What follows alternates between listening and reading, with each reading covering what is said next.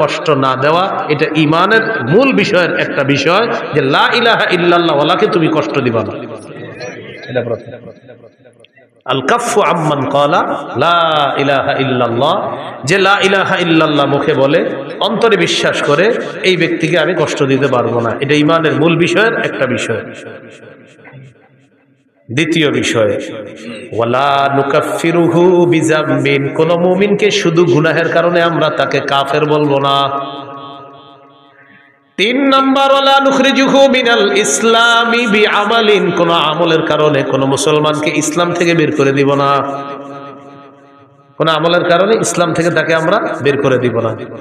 হ্যাঁ হুজুর, তার ব্যাপারে কোনো ফতোয়া আসবে, এটা ফতোয়া বিভাগ ফতোয়া দিবে, আপনি কথায় কথায় কাউরে কাফের বলে ফেলবেন না। তাহলে ঈমানের মূল বিষয় 3টা। 1 নাম্বার, আল কাফু আম্মান ক্বালা লা ইলাহা ইল্লাল্লাহ, যে ব্যক্তি বলে লা ইলাহা ইল্লাল্লাহ তাকে কোনো কষ্ট না দেওয়া। 2 নাম্বার, ওয়ালা নুকাফিরুহু বিযামবিন, কোন মুমিনকে গুনাহের কারণে আমরা কাফের বলবো না। 3 নাম্বার, ওয়ালা নুখরিজুহু মিনাল ইসলামি বিআমাল, কোন মুমিনের কোন আমল দেখাই তাকে আমরা ইসলাম থেকে বের করে দিব না। এরপর আল্লাহ নবী বলেন, ওয়াল জিহাদু মাযিন মুনযু বাসানি আল্লাহু ইলা আইয়ু কাতিলা আখির উম্মতি আদ-দাজ্জাল।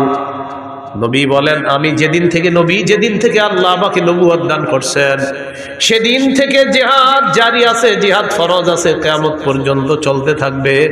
আমার উম্মতের শেষ দলটা দাজ্জালের সাথে লড়াই করা পর্যন্ত আমার এই জিহাদের যে বিধান আল্লাহ দিয়েছেন, কিয়ামত পর্যন্ত এটা চলতেই থাকবে। তাহলে কিয়ামত পর্যন্ত জিহাদ চলতে থাকবে। এবার আমার সাথে বলেন কোন জালেমের জুলুম, কোন বিচারকের বিচার জিহাদকে বাতিল করতে পারবে না। নবীজি বলেন, লা ইউতিলুহু জাওরু জাইরিন ওয়ালা আদলু আদিলিন, কোন জালেমের জুলুম আর কোন বিচারকের বিচার জিহাদকে বাতিল করতে পারবে না। কোন দেশের সুপ্রিম কোর্ট, হাইকোর্ট যদি ফতোয়া দেয়, হাইকোর্ট যদি এই বিচার দেয়, এই রায় দেয়, হাইকোর্টের পক্ষ থেকে যদি এই বিচার আসে আর এই রায় আসে, পেপারে আসে, যে দেশে জিহাদ করা যাবে না, জিহাদের বিধান বাতিল, নবীজি বলেন তোমরা বলে দিবা তুই বাতিল। কারণ বিচারকের বিচার তো জিহাদ বাতিল করতে পারে না। তো কেউ যদি বলে জিহাদ বাতিল, আপনি বলবেন প্রিয় ভাইয়া আপনি বাতিল, প্রিয় বিচারক আপনি বাতিল, বলবে এটা কোনো কথা? বলবে আমাদের নবী বলছে আপনি বাতিল। কারণ আপনার বিচার জিহাদ এটা বাতিল করতে পারবে না। নবীর আল্লাহ যেদিন থেকে নবী বানাইছে, কিয়ামত পর্যন্ত জিহাদের বিধান চালু থাকবে। আপনার মতো বিচারকের বিচার আর কোন জালেমের জুলুম কিয়ামত পর্যন্ত পবিত্র জিহাদকে বাতিল করে নাই, করতে পারবে না। আপনি করলেও হবে না, আপনি বাতিল হবেন। এই হলো জিহাদের বিধান। আল্লাহ আমাদেরকে বুঝার তৌফিক দান করেন। তবে ওই বিষয়টা গুরুত্বপূর্ণ। আমরা জিহাদ করব কখন? এদেশের বিজ্ঞ মুফতিরা ফতোয়া দিবে যখন, বিজ্ঞ মুফতি সাহেবরা ফতোয়া দিতে হবে। আপনি সকালে গিয়ে আবার কিছু উড়াই দিয়ে না, বিজ্ঞ মুফতি সাহেবদের ফতোয়া লাগবে, তখন জিহাদ ফরজ হবে। আল্লাহ কথাগুলা বুঝার তৌফিক দান করেন। সহিহ বুখারীর বর্ণনা 3123 নম্বর হাদিস।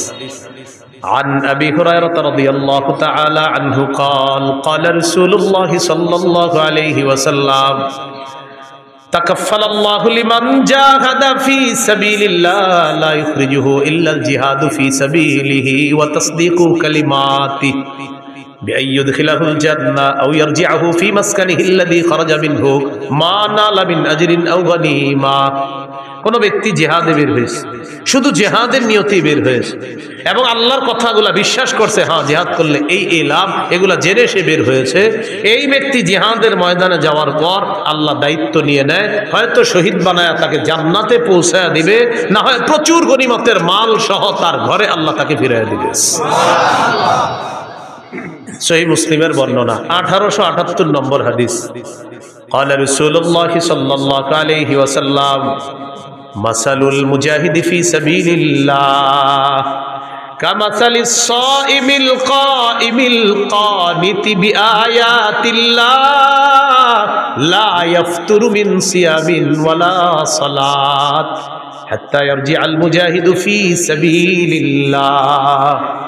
নবীজি বলেন, কোন ব্যক্তি নফল রোজা রাখে, নফল নামাজ পড়ে আর নামাজের মধ্যে ধারাবাহিক কোরআন তেলাওয়াত করে, কোন ব্যক্তি নামাজের মধ্যে আছে, নফল নামাজের মধ্যে কোরআন তেলাওয়াত করতেছে, আর লোকটা রোজা অবস্থায়, এক হলো সে রোজাদার, আরেক হলো সে নামাজের মধ্যে আছে, আরেক হলো সে আল্লাহর কোরআন তেলাওয়াত করতেছে, সবগুলাই গুরুত্বপূর্ণ। নবীজি বলেন এই ব্যক্তি কোন রকম ক্লান্তিহীন ভাবে এই ইবাদত করলে যে সওয়াব, নফল নামাজ ধারাবাহিক পরে রোজাও রাখে আর তেলাওয়াত করতেছে, কোনো ক্লান্ত নাই, এই লোকটা ক্লান্ত হয় না। এই ক্লান্তিহীন নামাজ রোজা, ক্লান্তিহীন তেলাওয়াত করে সেই ব্যক্তি যেই সওয়াব পাবে, আল্লাহর রাস্তায় যেই মুজাহিদ, এই মুজাহিদ জিহাদে যাওয়ার পর ফিরে আসার আগ পর্যন্ত এই পরিমাণ সওয়াব আল্লাহ তার আমল নামায় দিয়ে দেয়, চলতে থাকে আমল নামায়। এটা মুজাহিদ যদি আল্লাহর রাস্তায় যায়। আবু দাউদের বর্ণনা 1449 নম্বর হাদিস। এই হাদিসের বর্ণনাকারী সাহাবীর নাম আব্দুল্লাহ ইবনে হুবশিগিল খাসআমি রাদিয়াল্লাহু তাআলা আনহু। তিনি বলেন আন্না রাসূলুল্লাহ সাল্লাল্লাহু আলাইহি ওয়াসাল্লাম সুইলা আইয়ুল আমালি আফজালু ইয়া রাসূলুল্লাহ। নবীজিকে জিজ্ঞাসা করা হলো, হুজুর কোন আমল সবচেয়ে শ্রেষ্ঠ? নবীজি বললেন তুলুল কিয়াম, লম্বা সময় নামাজে দাঁড়ায় থাকা, এটা শ্রেষ্ঠ আমল।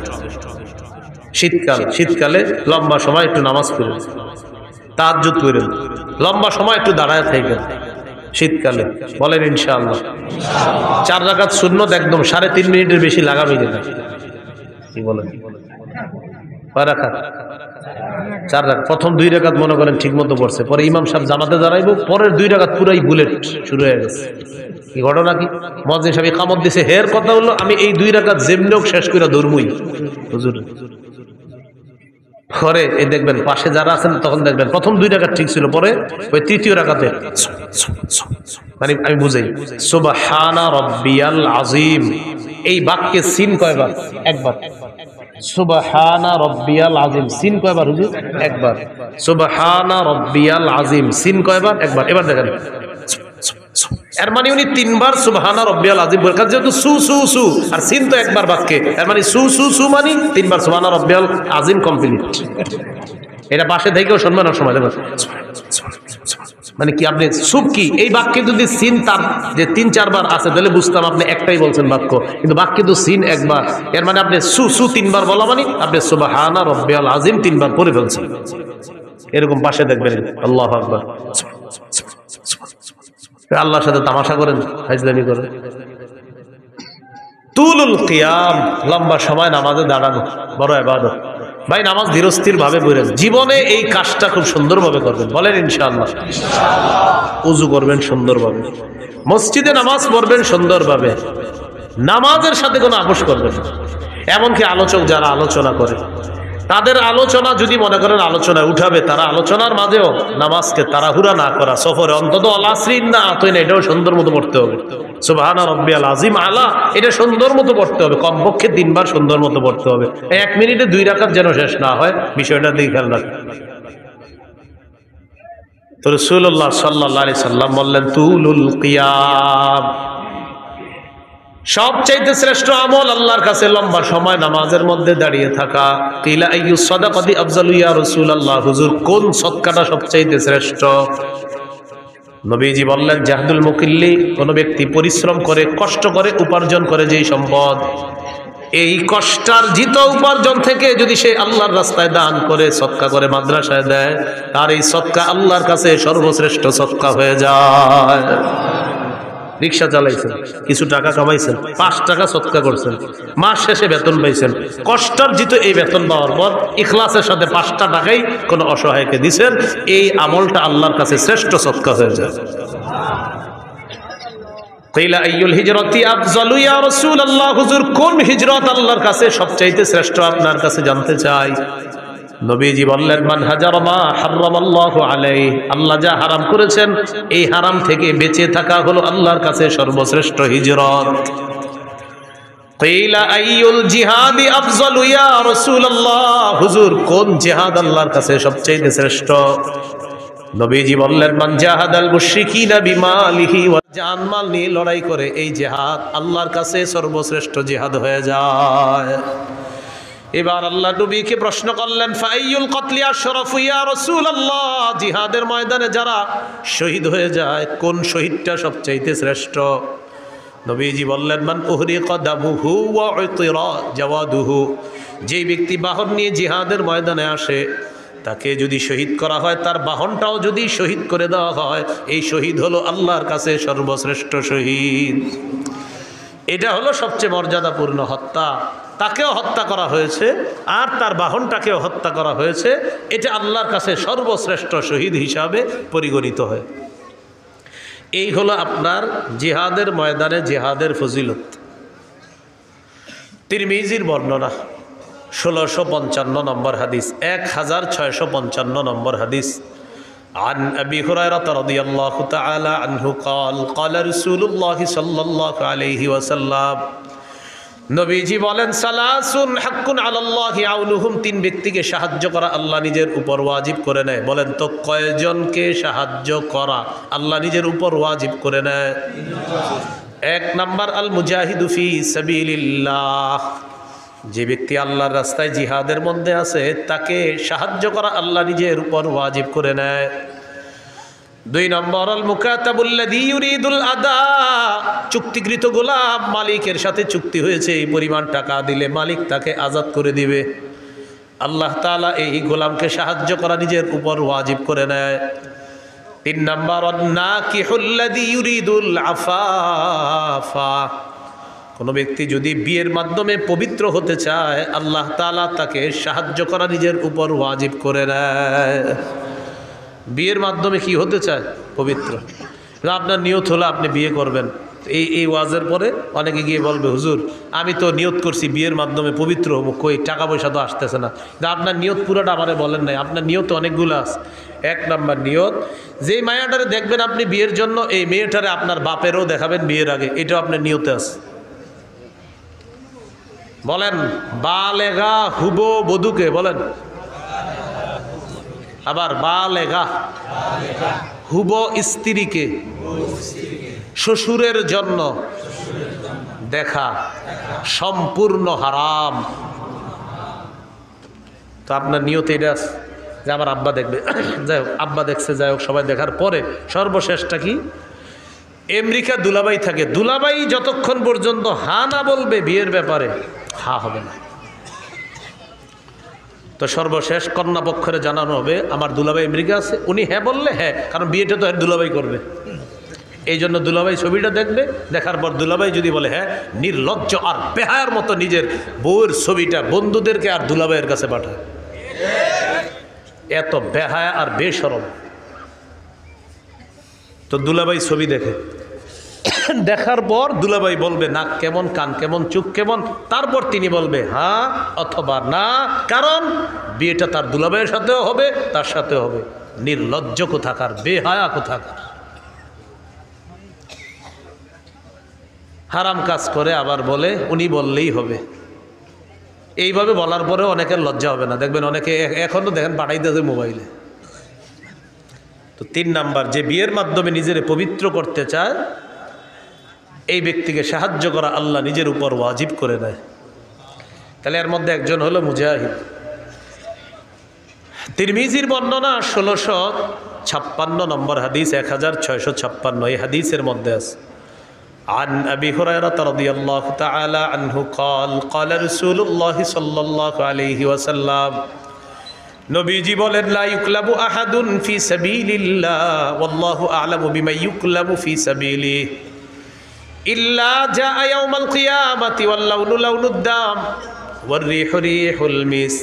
কোনো ব্যক্তি যদি জিহাদের ময়দানে যায়, আঘাতপ্রাপ্ত হয়, আঘাতপ্রাপ্ত হওয়ার পর কিয়ামতের ময়দানে এই লোকটা এমন অবস্থায় উঠবে, তার যে আঘাতের জায়গায় আঘাতের কারণে তার রং হবে রক্তের রং, আর সেখান থেকে মেশক আম্বরের ঘ্রাণ বের হবে। তাহলে গেল জিহাদ, জিহাদের ময়দান। এবার বলেন শহীদ, বলেন শহীদ, বলেন আল্লাহ তাআলা যদি কখনো আমাকে তৌফিক দান করে, সবাই বলেন আমি আল্লাহর পথে শহীদ হব ইনশাআল্লাহ। সহিহ মুসলিমের বর্ণনা 1909 নম্বর হাদিস, قال رسول الله صلى الله عليه وسلم, মান সাআলাল্লাহ আশ-শাহাদাতা বিসিদকিন বাল্লাগাহুল্লাহু মানাজিলাশ শুহাদা ওয়া ইন মাতা আলা ফিরাশিহি। এলাকার নাম কি? ফুলতলা। এই ফুলতলার একজন নিয়ত করছে, আল্লাহ আপনি যদি আমারে কখনো সুযোগ দেন আমি শহীদ হব। কোন এলাকার? ফুলতলার। তো নিয়ত করছে, আল্লাহ সত্যি আমি শহীদ হব, নিয়ত করছে। সে যদি তার ঘরের বিছানায় মারা যায়, আল্লাহ তাকে শহীদদের মর্যাদায় পৌঁছায় দিবে। তিরমিজির হাদিস, 1661 নম্বর হাদিস। বাস হয়ে গেছে তো। 1661 নম্বর হাদিস তিরমিজির এই হাদিসের মধ্যে আছে, قال رسول الله صلى الله عليه وسلم ما من أحد من أهل الجنة يسره أن يرجع إلى الدنيا غير الشهيد। নবীজি বলেন, জান্নাতের মধ্যে যারা থাকবে তারা কেউ দুনিয়ার মধ্যে আসতে চাইবে না, শুধু শহীদ জান্নাতের মধ্য থেকে দুনিয়াতে আসতে চাইবে। কে? শহীদ। শহীদ ছাড়া আর কেউ আসতে যাবে না। কেন? নবী বলেন, ফাইন্নাহু ইয়ারজিউ ফাইন্নাহু ইউহিব্বু আন ইয়ারজি'a ইলা দুনিয়া। শহীদ দুনিয়ার মধ্যে আসতে চায় এই কারণে, ইয়াকুল হাত্তা উকতালা 10 মাররাত। শহীদ দুনিয়ার মধ্যে আসতে চায়, এসে বলবে, আল্লাহ আমাকে তুমি আবার শহীদ করে দাও, আবার আমাকে জিন্দা বানাও, আবার আমাকে শাহাদাতের নসিব করো। মাবুদ তুমি আবার আমাকে জিন্দা করো, আবার শহীদ হওয়ার তৌফিক দিয়ে দাও। এইভাবে যদি 10-12 শহীদ হতে হয়, আল্লাহ আমি 10 বার শহীদ হতে রাজি আছি মাওলা। নবী বলেন, কেন জানুনি? মিম্মা ইয়ারা বিম্মা আতাহুল্লাহু মিনাল কারামা। শহীদকে আল্লাহ যেই মর্যাদা দান করেন, যেই পুরস্কার দান করেন, এই পুরস্কারের আশায় শহীদ বারবার বলবে, আল্লাহ আবার যদি জিন্দা হতাম, আবার যদি শহীদ হতাম, আবার যদি জিন্দা হতাম, আবার যদি শহীদ হতাম, তাহলে বারবার এই পুরস্কার আমি লাভ করতাম। শহীদ চাইবে, আমি বারবার দুনিয়াতে যাব, আবার শহীদ হব, আবার জিন্দা হব, আবার শহীদ হব। সহিহ বুখারীর বর্ণনা, 2797 নম্বর হাদিস। قال رسول الله صلى الله عليه وسلم, নবীজি বলেন, ওয়াল্লাযী নাফসি বিয়াদিহি লাওয়াদিতু আন্নী উকতালু ফি সাবিলিল্লাহ সুম্মা উহইয়া সুম্মা উকতাল সুম্মা উহইয়া সুম্মা উকতাল সুম্মা উহইয়া। নবী বলেন, আল্লাহর কসম আমার মন চায় আমাকে শহীদ করা হোক, আবার আমাকে জিন্দা করা হবে, আবার আমাকে শহীদ করা হবে, আবার আমাকে জিন্দা করা হবে, আবার আমাকে শহীদ করা হবে, আবার জিন্দা করা হবে, আবার শহীদ করা হবে। হাদিস দ্বারা বোঝা যায়, যতবার আমি শহীদ হব ততবার যদি জিন্দা করা হয়, এরপরেও যেন আবার আমাকে শহীদ করা হয়। এটা নবীর আশা। তিরমিজির বর্ণনা, 1663 নম্বর হাদিস। বলেন, আল্লাহর কাছে শহীদের স্পেশাল 6টি বৈশিষ্ট্য। কয়টি বৈশিষ্ট্য? মন দিয়ে শোনেন। 5 নম্বরে কি কয় দেখেন, আগে 6টাই শোনেন আর কি, সবগুলোই শোনেন। قال رسول الله صلى الله عليه وسلم للشهيد عند الله 6 خصال। আল্লাহর কাছে শহীদের 6টা পুরস্কার, 6টা মর্যাদা। 1 নম্বর, ইগফারু লাহু ফি আউয়ালি দাফআতিন ওয়া ইউরা মাকআদুহু মিনাল জান্নাহ। শহীদের শরীরের রক্তের ফোঁটাটা পড়ার সাথে সাথে তাকে জান্নাতের আসনটা দেখানো হয়, আর তার আগের গুনাহগুলো মাফ করে দেওয়া হয়। এই যে মনে করেন আমি শহীদ হচ্ছি, ওনারে শহীদ করা হচ্ছে, আল্লাহ কবুল করুন। তো মনে করেন শহীদ হবে, ওনার এই রক্তের ফোঁটাটা পড়লো, আমি শহীদ হবো, আমার রক্তের প্রথম ফোঁটাটা পড়তেছে, ওই টাইমে শহীদকে জান্নাত দেখানো হয়, আর তার সব গুনাহ মাফ। 1 নম্বর বৈশিষ্ট্য। 2 নম্বর, ওয়ায়ুজারু মিন আযাবিল কবরি। কবরের আযাব থেকে তাকে নিরাপত্তা দেওয়া হয়, রক্ষা করা হয়। 3 নম্বর, ওয়ামানু মিনাল ফাজাইল আকবরি। কিয়ামতের ময়দানের বিভীষিকাময় মুহূর্ত থেকে সে নিরাপত্তা লাভ করবে। শহীদ যে, এগুলা নিয়ে তার কোনো পেরেশানি নেই। কিয়ামতের ময়দানে কি হবে না হবে এটা নিয়ে শহীদের কোনো চিন্তা নাই, পেরেশানি নেই, এগুলো অন্য বিষয়। সুবহানাল্লাহ। কোন মুহাদ্দিস বলছে ফাজাউল আকবর দ্বারা জাহান্নামের আযাব উদ্দেশ্য। 4 নম্বর, ওয়ায়ুদউ আলা রাসিহি তাজুল ওয়াকারিল ইয়াকুতা খায়রুম মিনাদ দুনিয়া ওয়া মা ফিহা। মরমর পাথর দ্বারা খচিত একটা মুকুট শহীদের মাথায় পরিয়ে দেওয়া হবে, যে পাথরটা দুনিয়ার মাঝে যা কিছু আছে সব কিছুর চাইতে আরো উত্তম। কয় নাম্বার হলো? 4। 5 নাম্বার, কি কয়, ওয়ায়ুজাওয়াজু 72 যাওজাতাম মিনাল হুরিল সাবঈন। 5 নাম্বার 72 জন হুরের সাথে তার বিয়ে দেওয়া হবে। 6 নাম্বার ওয়াইশাফাউ ফি 70 মিন আকারিবিহি, তার নিকটাত্মীয়র মধ্যে কমপক্ষে 70 জনের ব্যাপারে তার সুপারিশ কবুল করা হবে। এই 6টা বৈশিষ্ট্য শহীদের। আল্লাহ আমাদেরকে জজবাত দান করেন, শহীদি তামান্না দান করেন। সূরা আলী ইমরান 169 নম্বর আয়াত। এই আয়াতের একটা ব্যাখ্যা হাদিস হলো আবু দাউদের হাদিস 2520 নম্বর হাদিস, 2520 হাদিসটি মন দিয়ে শুনেন। ওলামা হজরত ছাড়া অন্যরা জবাব দেন, ওলামায়ে কেরাম ছাড়া অন্যরা। উহুদের যুদ্ধে কয়জন মুসলমান শহীদ হয়েছে? হ্যাঁ মাশাআল্লাহ, কয়জন? 70 জন। আব্দুল্লাহ ইবনে আব্বাস রাদিয়াল্লাহু তাআলা আনহুমার বর্ণনা দেখেন কি বলে, লাম্মা উসিবা ইখওয়ানুকুম বিউহুদিন, নবী বলেন উহুদের যুদ্ধে যখন তোমাদের ভাইয়েরা শহীদ হলো, জাআলাল্লাহু আরওয়াহাহুম ফি জাওফি তৈরি খুদিরিন, আল্লাহ তাআলা তাদের আত্মাগুলা সবুজ পাখির পেটে ঢুকায় দিস, সবুজ পাখির পেটে দিয়ে দিস। তারিদু আনহারাল জান্নাতি ওয়া তাকুলু মিন সিমারিহা ওয়া তাবি ইলা কানাদিলা মিন যাহাবিন মুআল্লাকাতিন ফি জিল্লিল আরশ। সবুজ পাখির পেটের মধ্যে ঢুকিয়ে দেওয়ার পর এই পাখির নদীর ঝর্ণা, ওই নদী নালা আর ঝর্ণার উপরে উড়ে উড়ে বেড়ায় আর জান্নাতের ফল খায়, জান্নাতের ফলমূল খায়। ওয়া তাবি ইলা কানাদিলা মিন যাহাবিন মুআল্লাকাতিন ফি জিল্লিল আরশ, আরশের নিচে স্বর্ণ দ্বারা তৈরি করা ফানুস আছে, ওই ফানুসের মধ্যে গিয়ে পাখিগুলা বসে। পাখি তো পাখির ভিতরে কার আত্মা? শহীদের। তো পাখিগুলা বৈশা কি বলে দেখেন, ফালাম্মা ওয়াজাদু তিবা মাকালিহিম ওয়া মাশরাবিহিম ওয়া মাকিলিহিম, তারা তাদের মনোভূত বাসস্থান